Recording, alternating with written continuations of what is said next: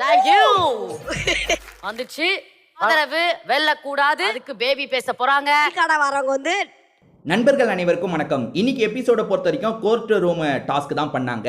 அதாவது வந்து பிக் பாஸுக்குள்ள போனதுக்கு அப்புறம் இது வரும் பாத்தீங்களா, ஒரு வாரம் முழுக்க இது நடக்கும், சூப்பரா இருக்கும். அந்த மாதிரி தான் இந்த காமன் மேனுக்கும் இதை வச்சிருக்காங்க. எப்படின்னு பாத்தீங்கன்னா, ஒருத்தரை கூப்பிடுவாங்க, அந்த மாதிரி பேபி அக்காவை கூப்பிடுறாங்க. அவங்க வந்து எதிர வாதாட போறது யாருன்றதை முடிவு பண்ணுவாங்க. அப்படி கார்டு எடுக்கும் போது ஷமாவோட பேர் வந்துச்சு. ஸோ ஷமாவும் பேபி அக்காவும் மோதிக்க போறாங்க. என்ன டாபிக் வருதுன்னு பாத்தீங்கன்னா, இப்ப வைல்டு கார்டு கண்டஸ்டன்டா வராங்கல்ல, அது கரெக்டா? அப்படி இல்லைன்னா வந்து ஃபர்ஸ்ட்ல இருந்து இருக்கிறவங்க தான் அந்த வெற்றி போய் சேரணுமா, இல்ல வைல்ட் கார்டு என்ட்ரில வந்து ஜெயிச்சாலும் ஓகே தானா அப்படின்ற மாதிரி ஒரு டாபிக் வருது. இந்த டாபிக் ஷமாவும் பேபி அக்காவும் மோதிக்க போறாங்க. இதுக்கு நடுவரா யார் இருக்க போறாங்கன்னா திவ்யா இருக்க போறாங்க. திவ்யா வேலண்டினான்னு ஒருத்தங்க இருக்காங்க பாத்தீங்களா, அவங்க தான் அந்த ஜட்ஜ் பொசிஷன்ல இருக்க போறாங்க.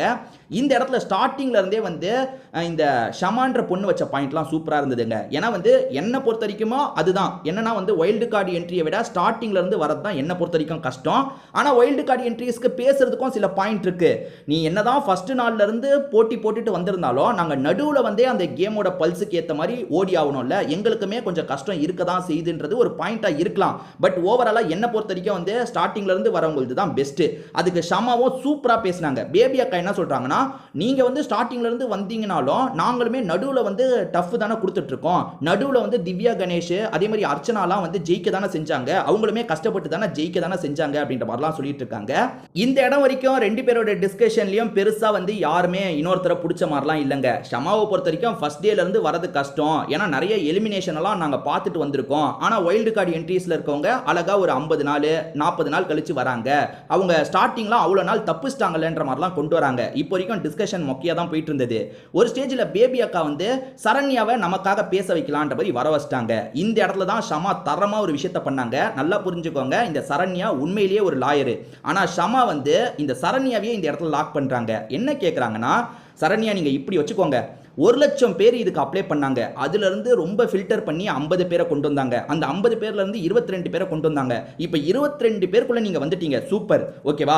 இப்போ திடீர்னு ஒரு 2 பேரை 23வது 24வது ஆள வைல்டு கார்டு என்ட்ரிஸா கொண்டு வந்தா அது ஃபேரா இருக்குமா? உங்க மனசாட்சியை தொட்டு சொல்லுங்கன்னு கேட்டோன்னே சரண்யாக்கு ஒரு நிமிஷம் என்னடா இது இப்படி மடக்கிட்டான்ற மாதிரி தோணுச்சு.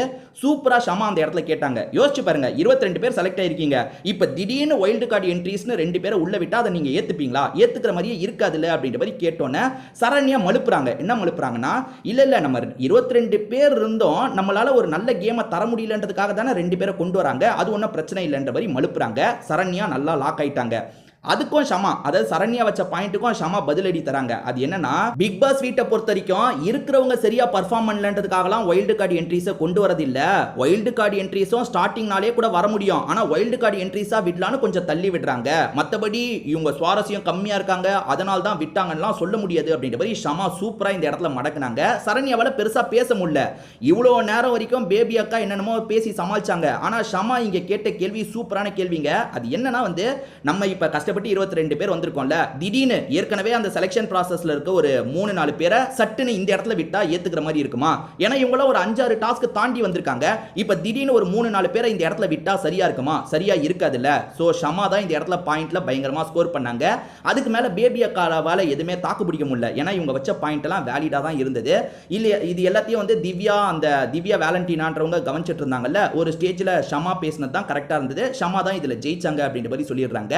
பார்த்துட்டு இருக்க எனக்குமே ஷமாவோட பாயிண்ட் தான் ரொம்ப வேலிடா இருந்தது. ஏன்னா வந்து சரண்யாவை பேபி அக்கா கூப்பிட்டு வந்து எதாவது பண்ணலாம்னு நினைச்சாங்க. ஆனா சரண்யாவே ஷமா லாக் பண்ணாங்கல்ல, அது உண்மையிலேயே பெரிய விஷயம் தான். ஸோ ஷமா இந்த இடத்துல சூப்பரா பண்ணாங்க, டவுட்டே வேணாம். பார்த்துட்டு இருந்தவங்க உங்களுக்கு ஏதாவது மாற்று கருத்து இருக்குனாலும் கமெண்ட் செக்ஷன்ல சொல்லுங்க. திரும்பி வேற ஒரு வீடியோல நம்ம பார்க்கலாம்.